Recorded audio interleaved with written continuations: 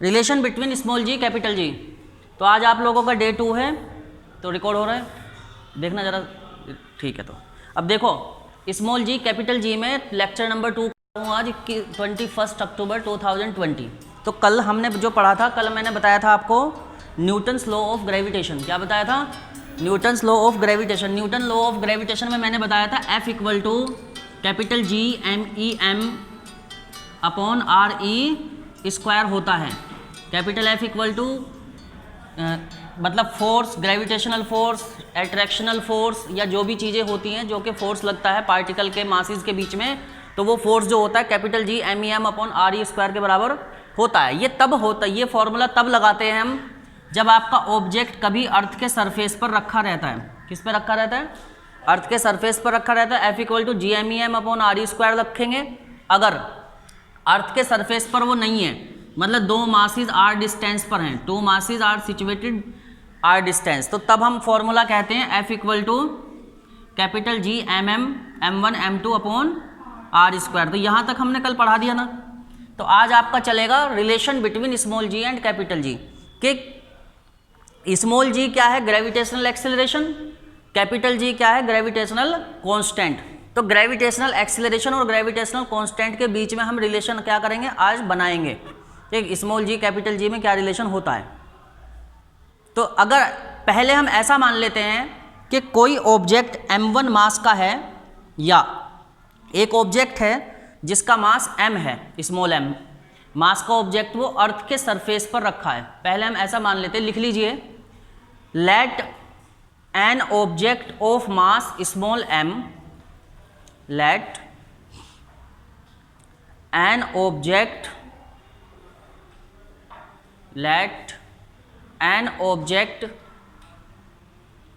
of mass small m, let an object, लिखा नहीं? लिख लिया ना बच्चों? तो let an एक ऑब्जेक्ट है जिसका मास क्या है? स्मॉल m है। let an object of mass small m is situated at the earth surface, is situated at the earth surface। ठीक है, वेयर ME, ऐसे लिखेंगे ME, जैसे कल बताया था M और बीच नीचे E लिख देते हैं उसके, ME वो वाला।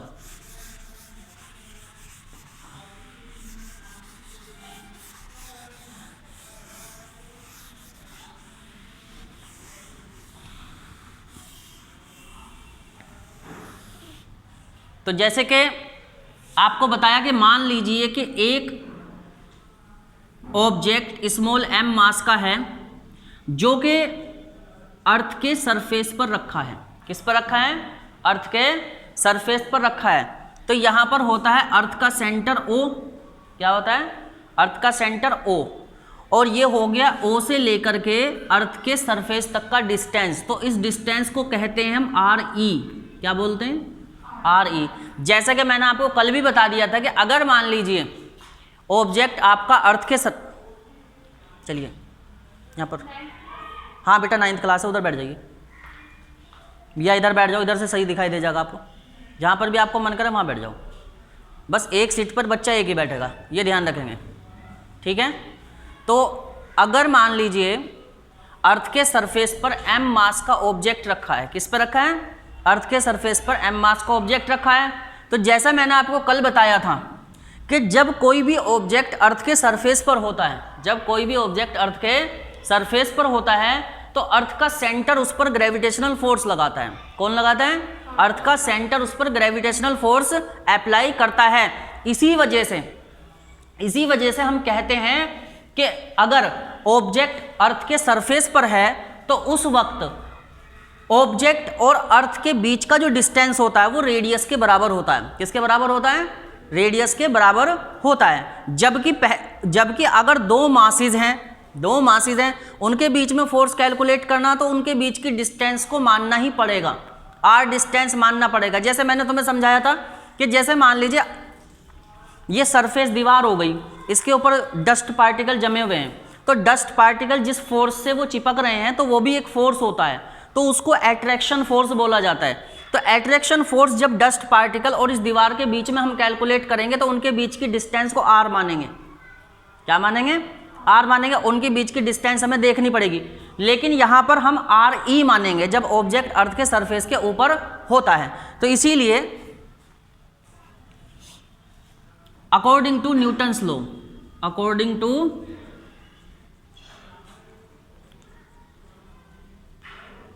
Newton's law of gravitation, Newton's law of gravitation, तो न्यूटन के ग्रेविटेशन के नियम के अनुसार क्या होता है कि F is directly proportional to the product of object, product of masses, product of particle, जैसे कल समझा दिया था।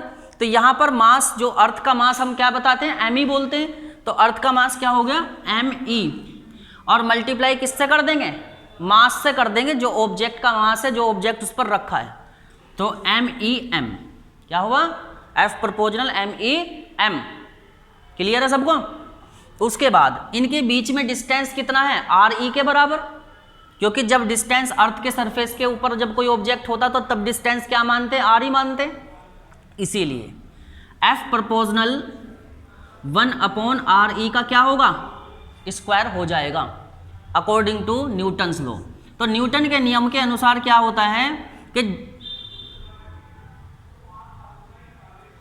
Force between two particles, force between two masses, two particles, earth and object which is situated on it, be directly proportional to the product of their masses, directly proportional to the product of their masses and inversely proportional to the square of distance between them. तो ये rule होता है। तो इसलिए दोनों के बीच का distance R E हो गया, तो आर ई का मैंने यहाँ पर क्या कर दिया? इनवर्सली प्रोपोर्शनल कर दिया स्क्वायर का, और इसी तरीके से फोर्स का कर दिया। एफ प्रोपोर्शनल क्या होगा? एम ई एम, तो मतलब एम ई मल्टीप्लाई एम। तो फॉर्मूला पहले क्या था? फॉर्मूला ये होता था F equal to m1 m2 upon R square. तो यहाँ क्या रखते थे? जी रखते थे हम। जब ऑब्जेक्ट आपका ये एक m1 मास है, ये m2 मास है, इनके बीच में r डिस्टेंस होती है, तो attraction force F equal to G m1 m2 upon R square के बराबर होता है ना। तो यहाँ पर F प्रोपोर्शनल क्या होगा? मास of earth multiplied by mass of object. F proportional 1/r का स्क्वायर, मतलब उनके बीच के डिस्टेंस मतलब रेडियस, ऐसे। तो अब यहाँ पर दोनों लॉज को जब जोड़ेंगे ना हम, तो F इक्वल टू क्या लिखेंगे? यहाँ पर प्रोपोर्शनल के साइन को हटा देंगे, वहाँ पर G लिख देंगे। F equal to G M E M upon R E square. चलिए उधर बैठ जाइए। ये हो गया इक्वेशन थर्ड, ठीक है? क्लियर हो रहा है? नहीं हो रहा? शार का बेटा बोलो, समझ में आ रहा है? ठीक है, तो समझ में आना चाहिए। अब इसे मिटा देता हूं मैं, इसको नोट कर लेंगे फटाफट, इस वाले को नोट नहीं करेंगे।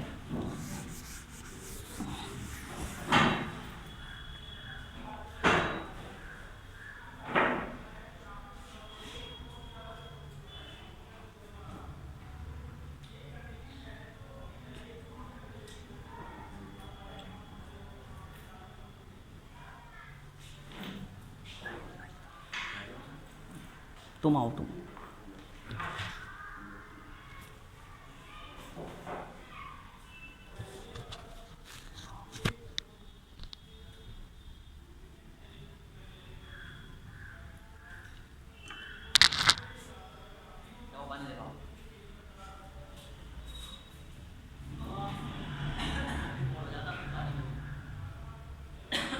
माइक है ना, ये तुरंत रिकॉर्ड कर लेता है। जरा सी आवाज हल्की सी बोले उतना ही माइक को अनप्लग कर दिया। ठीक है बच्चों, तो अब ये बात समझ में आ गई? आ गई क्या? ठीक है, तो जैसे कि ये बात अब हमारी समझ में आ गई थी कि F equal to G M E M upon R E क्या है? स्क्वायर है। लेकिन हमने क्लास, इससे पिछली क्लास में फोर्स का फॉर्मूला पढ़ा था कि फोर्स इक्वल टू क्या होता है? मास इंटू एक्सीलरेशन होता है कि नहीं होता है? मास इंटू एक्सीलरेशन होता है। तो हम उस वक्त लिखते थे F equal to M A. क्या लिखते थे? F equal to M A, मतलब force equals to mass into acceleration. पिछली क्लास में सब पढ़ कर आए हैं F equal to M A, तो force equals to mass into acceleration. लेकिन ऑब्जेक्ट आपका अर्थ के सरफेस पर है, किस पर है, अर्थ के सरफेस पर है, तो इसीलिए एक्सीलरेशन जो लगेगा ए, वो ग्रेविटेशनल एक्सीलरेशन स्मॉल जी लगेगा। क्या लगेगा, ए क्या लगेगा, ग्रेविटेशनल एक्सीलरेशन स्मॉल जी। तो ए की जगह पर हम स्मॉल जी को रखेंगे, तो इसीलिए F इक्वल टू क्या हो जाएगा, mg। क्या हो जाएगा, F इक्वल टू mg, क्योंकि ए था, एक्सीलरेशन होता है, लेकिन एक्सीलरेशन तो ग्रेविटेशनल एक्सीलरेशन लगेगा ना, ऑब्जेक्ट तो अर्थ के सरफेस पे है, तो इसलिए ए की जगह क्या रख देंगे हम, जी रख देंगे। तो F equal to M A की बजाय क्या हो गया, F इक्वल टू mg। तो इसलिए ये इक्वेशन कौन सी होगी आपकी, फोर्थ। ठीक, अब क्या करेंगे हम, इक्वेशन थर्ड में भी फोर्स आ गया और इक्वेशन फोर्थ में भी फोर्स आ गया, तो दोनों एफ ही है ना, तो इसीलिए equation third equal to equation fourth, equation third equals to equation fourth, क्योंकि दोनों एफ ही तो हैं, एफ इक्वल टू एफ हो गया, तो इसलिए M E M upon R E square equal to M G, M E M upon R E square equal to क्या होगा, एम जी। यस, कम इन। तो एम से एम को क्या कर देंगे, कैंसिल कर देंगे, तो इसीलिए स्मॉल जी क्या आ जाएगा, M E upon R E का स्क्वायर। ठीक है, बस यही रिलेशन स्मॉल जी और कैपिटल जी में होता है। सॉरी, यहाँ पर जी लिखना था आपको, कैपिटल जी लिख लीजिए, क्योंकि वो कैपिटल जी छूट गया ना, तो यहाँ पर कैपिटल जी लिखना, capital G M E M upon R E square equal to M G, M से एम कैंसिल कर दिया, तो G small G equal to capital G M E M upon R E square, जहाँ पर M E क्या है, मास of अर्थ है, क्या है ये, मास ऑफ अर्थ, आर ई क्या है, रेडियस ऑफ अर्थ, ये हो गया रेडियस ऑफ अर्थ। जी शीतल चले जाइए।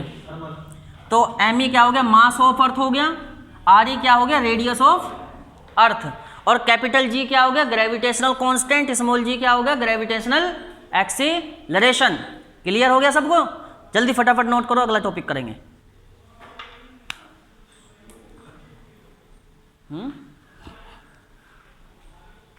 बेटा क्लास लाइव भी चल रही है, कोई प्रॉब्लम नहीं है, अगर कुछ छूट भी गया है ना तो घर जाकर भी आप देख सकते हैं,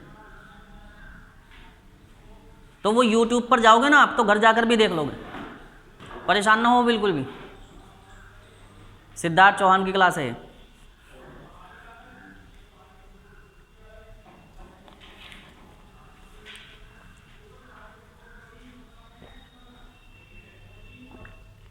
और पूरी अच्छी तरीके से तैयारी करो, जैसे कि कोरोना में बहुत सारी चीज़ें हमारे साथ नहीं हो पाई, दिक्कतें हुई, तो उन सब चीज़ों को जल्द से जल्द कवर करेंगे, वीकनेस ख़त्म करनी है,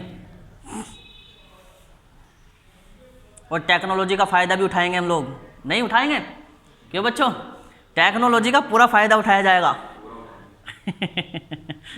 YouTube का भी फ़ायदा उठाएंगे हम।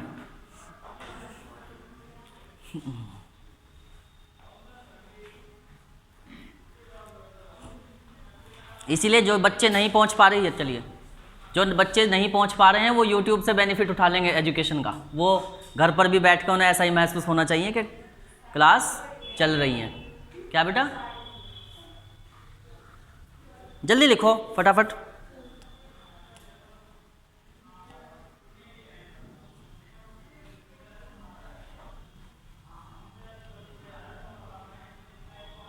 तो अब इसके बाद जो टॉपिक होता है कैपिटल जी की, स्मॉल जी की और एम ई की और आर ई की वैल्यू मैंने कल लिखवा दी थी आप लोगों को, वैसे वो एनसीईआरटी में दी हुई है, एक बार मैं रिपीट कर दूंगा जैसे मैंने बताया था, तो वो भी नोट करते चले जाएंगे फटाफट से।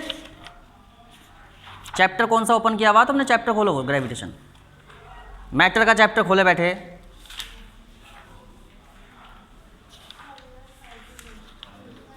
ग्रेविटेशन चैप्टर खोलिए, चैप्टर नंबर कौन सा है ये, हैं 10 ओपन करिए। तो देखो उसमें एम ई की वैल्यू कितनी दी है, कैपिटल जी की कितनी दी है, हाँ बेटा सार का बताओ, कैपिटल जी की वैल्यू कितनी थी, 6.7 into 10 minus की power 11। हाँ बताओ क्या था, 6.7 into 10 minus की पावर 11। 10 की पावर -11। हाँ। क्या था वो? कैपिटल जी की वैल्यू। और उसी तरीके से और जो वैल्यू कल बताई थी वो सब बता दीजिए।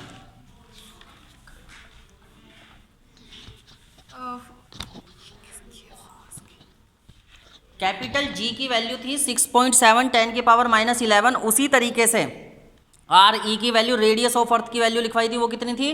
6.4 10 की पावर 6। और मास ऑफ अर्थ बताया था आपको 6 × 10 की पावर 24, ऐसे था।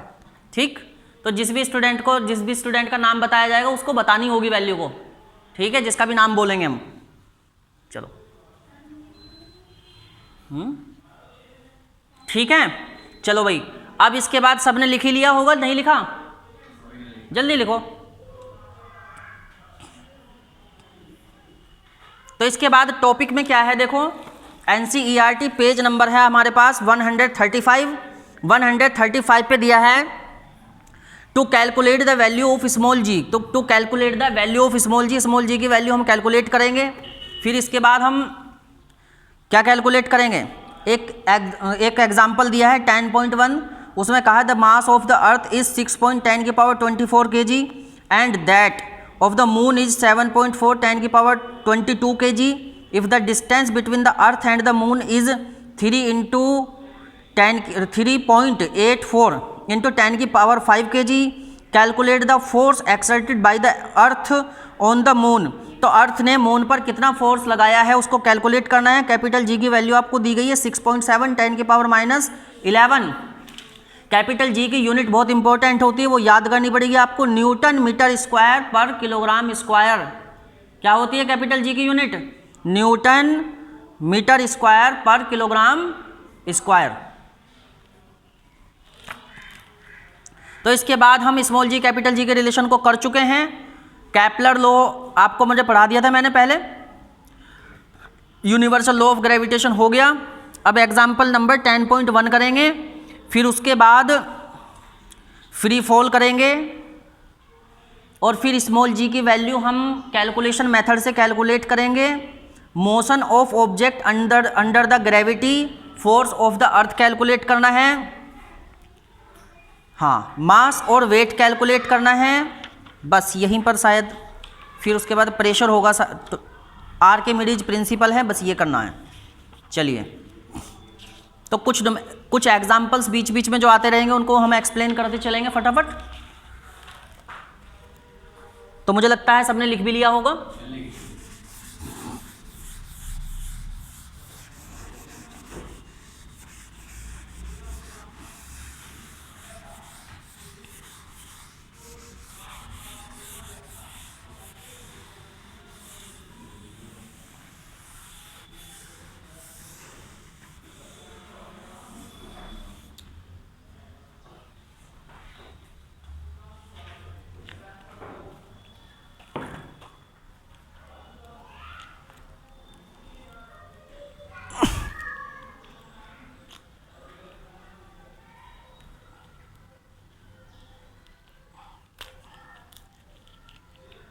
चलिए, तो एग्जाम्पल नंबर है इसमें 10।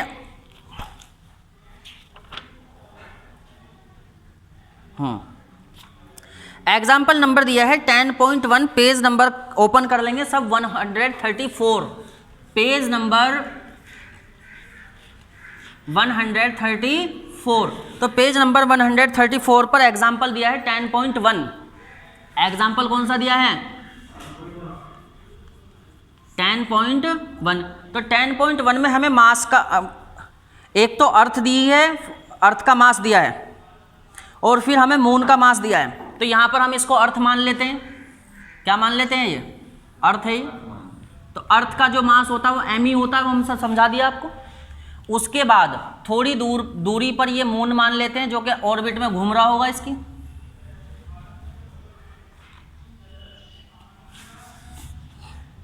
ये क्या हो गया बच्चों? मून। तो ये हो गया मून। तो मून को हम क्या करेंगे? ME लिखा था तो MM कर लेंगे। क्या कर लेंगे? MM। तो मतलब मास ऑफ मून हो गया ये। तो MM का मतलब मास ऑफ मून, ME का मतलब मास ऑफ अर्थ। इनके बीच में जो डिस्टेंस है वो दी है आपको वो डिस्टेंस दी हुई है 3.8 इंटू 10 की पावर 5 किलोमीटर। कितनी दी हुई है? 3.8। देख लीजिए, क्वेश्चन पढ़ लेंगे दोबारा से। The mass of the earth is 6 into 10 की power 24। The mass of earth is 6 into 10 की पावर 24। तो मास ऑफ अर्थ की वैल्यू लिखेंगे M B. Mass of earth जो वैल्यू दी हुई है वो है 6 इंटू 10 की पावर 24। 6 इंटू 10 की पावर 24 kg, ये तो ठीक है। उसके बाद मास ऑफ मून, तो मास ऑफ मून को लिखेंगे mm। तो mm कितना होगा? मास ऑफ मून है आपके पास 7.4 10 की पावर 22। 7.4 इंटू 10 की पावर 22 kg। इनके बीच में जो डिस्टेंस दिया हुआ है उस डिस्टेंस को मान लेंगे हम स्मॉल r। क्या मान लेंगे? स्मॉल r, जैसे कि हम मानते आ रहे हैं पहले से ही। तो r की वैल्यू हो गई आपके पास 3 इंटू 3.84 इंटू 10 की पावर कितना दिया हुआ है? 5 किलोमीटर। तो ये जो बीच में जो डिस्टेंस है, ये वाला डिस्टेंस इनके बीच में जो है वो है आपका 3.84 मल्टीप्लाई 10 की पावर 5 किलोमीटर। लेकिन किलोमीटर को तो मीटर में बदलना पड़ेगा ना। 3.84 10 की पावर 5 मल्टीप्लाई कर देंगे 1000 से, तो आ जाएगा 3.84 मल्टीप्लाई 10 की पावर 5, ये हो गई 3, ये हो गई, तो 5 3 कितना हो गया? 8 हो गया। तो इसीलिए यहाँ पर लिख देंगे r की वैल्यू 3.84 मल्टीप्लाई बाई 10 की पावर 8, क्योंकि 10 की पावर 5 किलोमीटर था ना ये, तो 1 किलोमीटर जो होता है वो उसमें 1000 मीटर होते हैं। कितने होते हैं? 1000 मीटर। तो इसलिए पहले इस किलोमीटर को मीटर में कन्वर्ट करना पड़ा। तो 3 इंटू 10 की पावर 3.84 मल्टीप्लाई 10 की पावर 5, 3.84 की 10 की पावर 5 था ये, तो मल्टीप्लाई कितने से कर दिया था मैंने? 1000 से कर दिया था। जो 1000 होता है 3.84 इंटू 10 की पावर 5 प्लस और 1000 पे लिखेंगे 10 की पावर 3, तो 5 और 3 ऐड होकर 10 की पावर 8 हो गया। तो इस तरीके से ये होगी इनके बीच की डिस्टेंस। तो अब कैलकुलेट क्या करना है? फोर्स कैलकुलेट करना है। क्या कैलकुलेट करना है? फोर्स। तो इसे नोट करेंगे। बुक में वैसे दिया हुआ है, वहां से भी नोट कर सकते हो आप। बुक में दिया हुआ है ये, तो बुक से नोट कर लीजिएगा, समझ लो बस। मिटा दूं?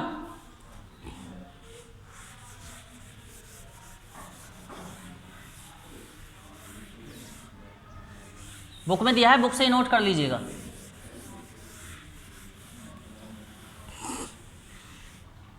तो इस तरीके से ये हुआ आपके पास F equal to capital G M/E mass of earth into MM upon R। तो ये R का क्या होगा? स्क्वायर हो जाएगा। R का क्या होगा? स्क्वायर हो जाएगा। तो कैपिटल G की वैल्यू कितनी होती है? 6.7 इंटू 10 की पावर -11। उसी तरीके से अर्थ का जो मास था वो कितना था? 6 इंटू 10 की पावर 24। और उसी तरीके से मून का मास कितना था? 7.4 10 की पावर 22।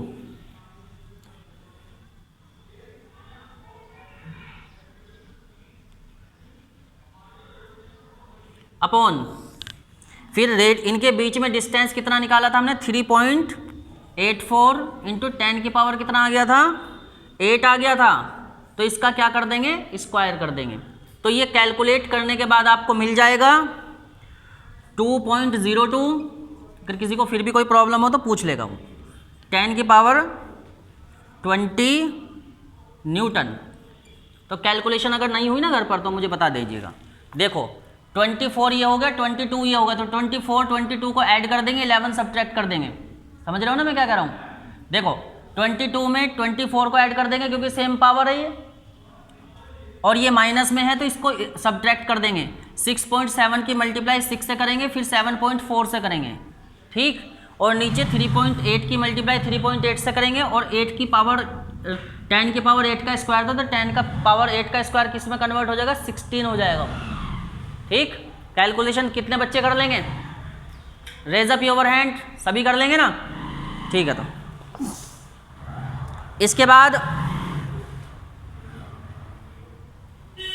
अब यहाँ पर इंटेक्स क्वेश्चन दिए हैं 134 पेज पे ही क्वेश्चन नंबर फर्स्ट दिया है, state the universal law of gravitation. क्या दिया हुआ है?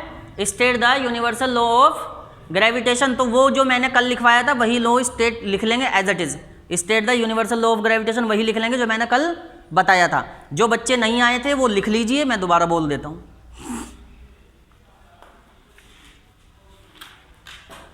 जो स्टूडेंट नहीं आए थे वो यूनिवर्सल लॉ को दोबारा लिख लीजिएगा। Force between two masses, force between two masses, force between two masses is directly proportional to the product of their masses. Force between two masses is directly proportional to the product of their masses, the product of their masses, and inversely proportional to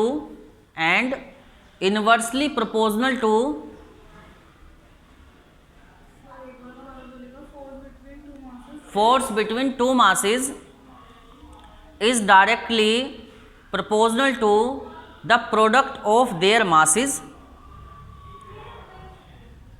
Force between two masses is directly proportional to the product of their masses and inversely proportional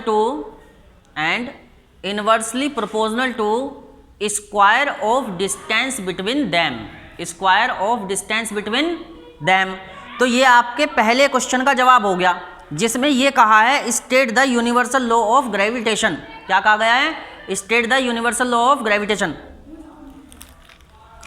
ठीक है। फिर इसके बाद formula लिखना पड़ता है हमें।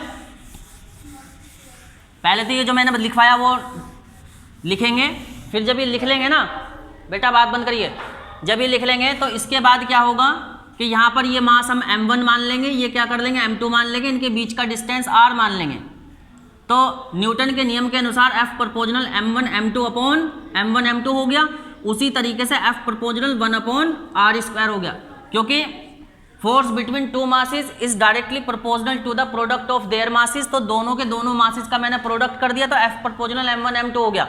उसी तरीके से इनके बीच की डिस्टेंस के स्क्वायर का इन्वर्सली प्रोपोर्शनल कर दिया तो F proportional 1 upon r square हो गया। तो इसीलिए F प्रोपोर्शनल क्या होगा, दोनों लॉज को जब हम जोड़ेंगे m1 m2 upon r square, proportional के साइन को हटा देंगे, F equal to capital G m1 m2 upon r square रख देंगे। कैपिटल G की वैल्यू आपको बता दी गई थी, कोई प्रॉब्लम नहीं है, ठीक। इसके बाद question number 2, write the formula to find the magnitude of gravitational force between the earth and the object on the surface of the earth. तो आंसर में लिखेंगे आप, ये था आपका क्वेश्चन नंबर 1,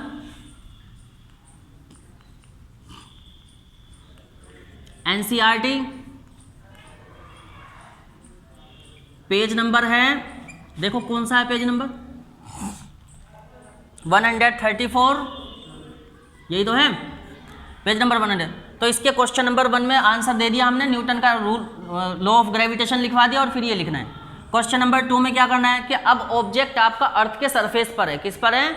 अर्थ के सरफेस पर है, तो लगने वाले फोर्स को कैलकुलेट करना है। तो फोर्स क्या होगा? Capital G MEM upon RE square, ये वाला फॉर्मूला लगेगा, क्योंकि ME मास हो गया अर्थ का, स्मॉल m क्या हो गया? मास ऑफ ऑब्जेक्ट, RE क्या हो गया? रेडियस ऑफ अर्थ, और F क्या हो गया? Force between earth and object, force between earth and object, जब ऑब्जेक्ट अर्थ के सरफेस पर होता है, ठीक है, क्लियर।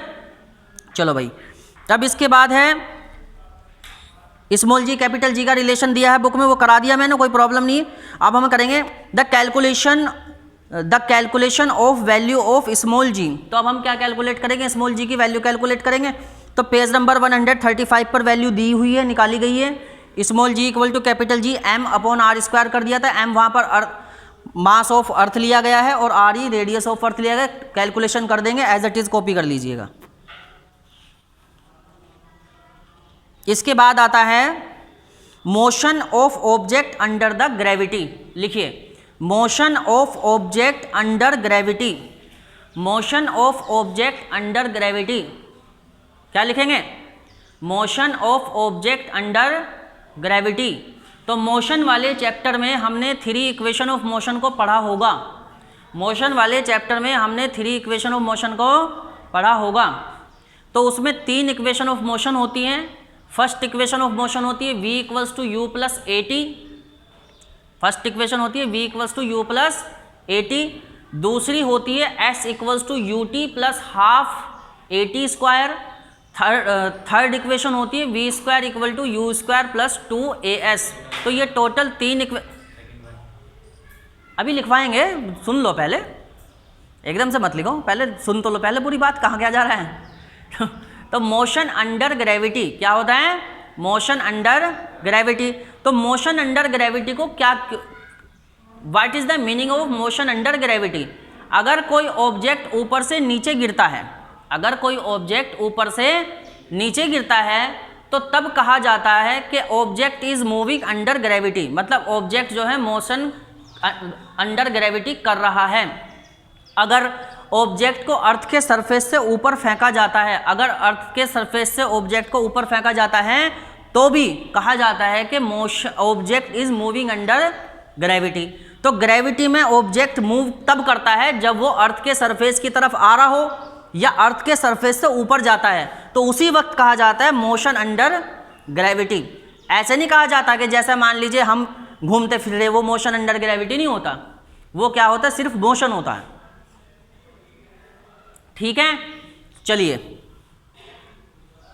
मिटा दो, बस मोशन अंडर ग्रेविटी के फॉर्मूले लिखवा देंगे आज, बस फिर काम खत्म। फिर इसके बाद कल से एक्सरसाइज शुरू कर देंगे। क्या कर देंगे? समझ तो आ ही रहा होगा। तो motion under gravity, motion under gravity, तो मोशन अंडर ग्रेविटी में है कि अगर ऑब्जेक्ट आपका अर्थ के सरफेस की तरफ आता है तो तब मोशन अंडर ग्रेविटी होता है। अगर ऑब्जेक्ट अर्थ के सरफेस से ऊपर की तरफ जाता है तो तब मोशन अंडर ग्रेविटी होता है। अगर ऑब्जेक्ट आपका ऊपर से नीचे गिर रहा होता है तो एक्सीलरेशन को प्लस जी लेते हैं। क्या लेते हैं? एक्सीलरेशन को प्लस जी ले लेते हैं। जब ऑब्जेक्ट नीचे से ऊपर जा रहा होता है तो एक्सीलरेशन आपका माइनस में जी में होता है, मतलब ए इक्वल टू क्या आ जाता है फिर? माइनस जी। तो 3 इक्वेशन आपने पढ़ी होगी कि एक इक्वेशन होती है v equals to U plus A T, जहां पर v final velocity, u initial velocity, a acceleration, t time taken. दूसरी इक्वेशन आपने पढ़ी होगी s equal to U T plus half A T square, s equal to U T plus half A T square, जहां पर u क्या है? Initial velocity, t time है, a acceleration, t time. Third equation आपने पढ़ी होगी v square equal to U square plus 2as, v square equal to U square plus 2as, जहां v final velocity है, u initial velocity, a acceleration, s क्या है यहाँ पर? Distance covered by object. तो अब जब ऑब्जेक्ट ऊपर से नीचे गिरता है, जब ऑब्जेक्ट ऊपर से नीचे गिरता है तो तब हम लिखते हैं a इक्वल टू जी। क्या लिखते हैं? a इक्वल टू जी, क्योंकि ऑब्जेक्ट ऊपर से नीचे गिरता है तो इसलिए s इक्वल टू क्या लिखते हैं? h। क्या लिखते हैं? s इक्वल टू h, क्योंकि किसी हाइट से ही तो गिरेगा, वो किसी हाइट से गिरेगा, तो s का डिस्टेंस ना कहते हुए उस पर क्या कहा जाता है? हाइट कहा जाता है। क्या कहा जाता है? हाइट। तो इसीलिए v इक्वल टू क्या हो जाता है? u प्लस जी टी। ऑब्जेक्ट नीचे की तरफ गिर रहा है तो इसलिए नीचे की तरफ गिरने की वजह से मैं नीचे वाला साइन लगा दूंगा। इसी तरीके से s की जगह क्या रख दूंगा मैं? h equal to U T plus half G T square, object नीचे की तरफ गिर रहा है। फिर v square equal to U square plus 2gh, object नीचे की तरफ गिर रहा है। अब यही ऑब्जेक्ट नीचे की तरफ नहीं गिर रहा, अब यही ऑब्जेक्ट क्या कर रहा है? अब ये ऊपर की तरफ जा रहा है, अब ये ऊपर की तरफ जा रहा है, तो उस वक्त एक्सीलरेशन तीनों की तीनों इक्वेशन में आपका क्या आ जाएगा, माइनस में आ जाएगा। तो ए की वैल्यू क्या होगी, माइनस जी, और एस की वैल्यू क्या होगी, वो एच ही रहेगी, वो बदलेगी नहीं, सिर्फ एक्सीलरेशन की वैल्यू माइनस जी में रखेंगे और सब एज इट इज हो जाएगा। तो तब इक्वेशन आपकी निकल कर आएगी v equal to U minus G T. Object नीचे की तरफ नहीं है, अब ऑब्जेक्ट ऊपर की तरफ है, ठीक है, तो इसलिए अब ऊपर की तरफ का साइन आ गया। इसके बाद h equal to U T minus half G T square, तो ऑब्जेक्ट ऊपर की तरफ है। Third v square equal to U square minus 2gh, object ऊपर की तरफ मूव कर रहा है। जब ऑब्जेक्ट ऊपर से नीचे गिरता है तो तीनों इक्वेशन ये वाली यूज करते हैं, जब ऑब्जेक्ट नीचे से ऊपर की तरफ मूव करता है तो ये वाली इक्वेशन को यूज करते हैं, ठीक है। तो चलो लिखो फटाफट।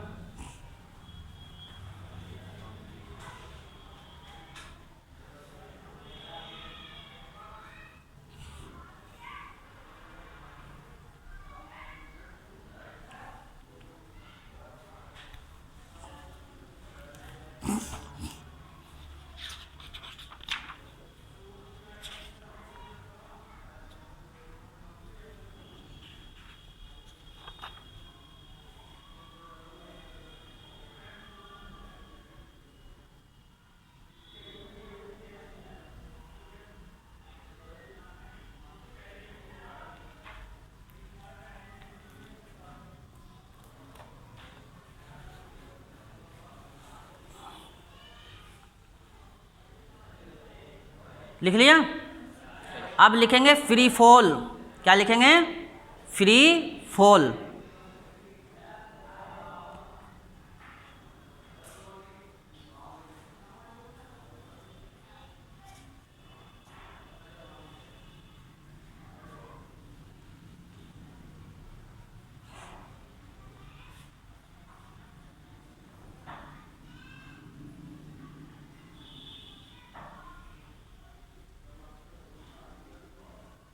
राहुल सर को बुलाना जरा, राहुल सर को, बाहर खड़े हैं।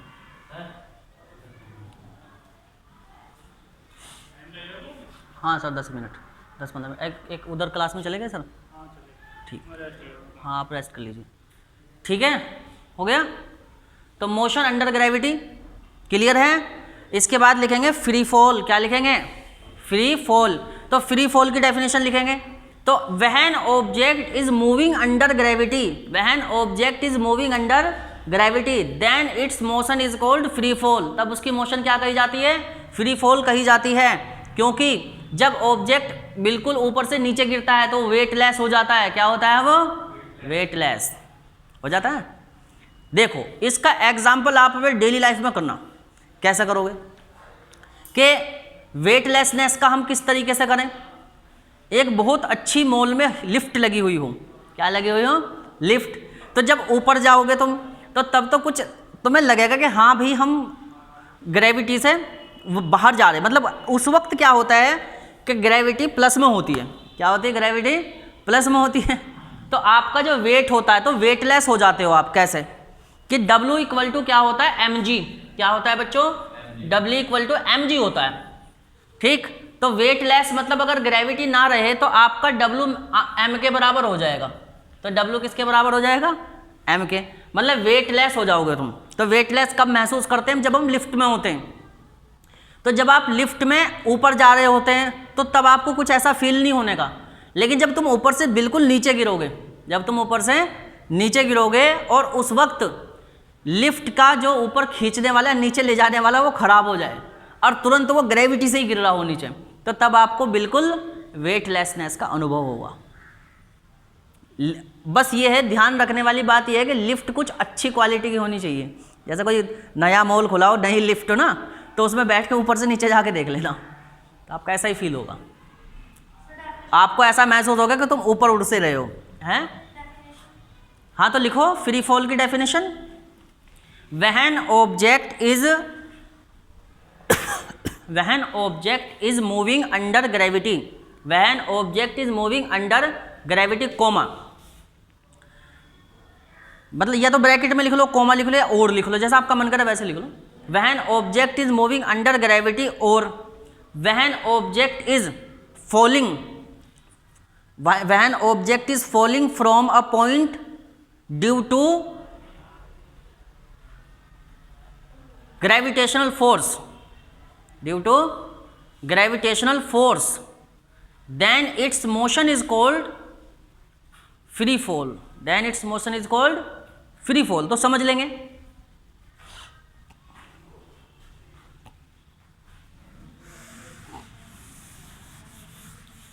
अगर मान लीजिए ये होगा सरफेस अर्थ का, ऑब्जेक्ट ऊपर से नीचे गिर रहा हो, ऑब्जेक्ट ऊपर से नीचे गिर रहा है, तो उस वक्त उसको कहा जाता है फ्री फॉल। क्या कहा जाता है?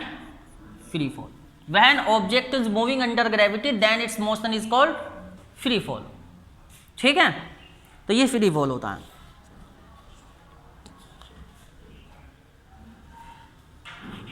एग्जाम्पल नंबर 10.2, 10.3 आप अपने घर पर करिए, और इसमें पेज नंबर 136 पर दिए हैं दो क्वेश्चन में कहा है what do you mean by free fall, what do you mean by free fall. Second, what do you mean by acceleration due to gravity, what do you mean by acceleration due to gravity. तो दोनों question का solution करना है आपको। किसी को कोई समझ में ना आए तो वो कल पूछ लेगा, क्योंकि राहुल सर आने वाले हैं, वो पीरियड लेंगे। लो बेटा।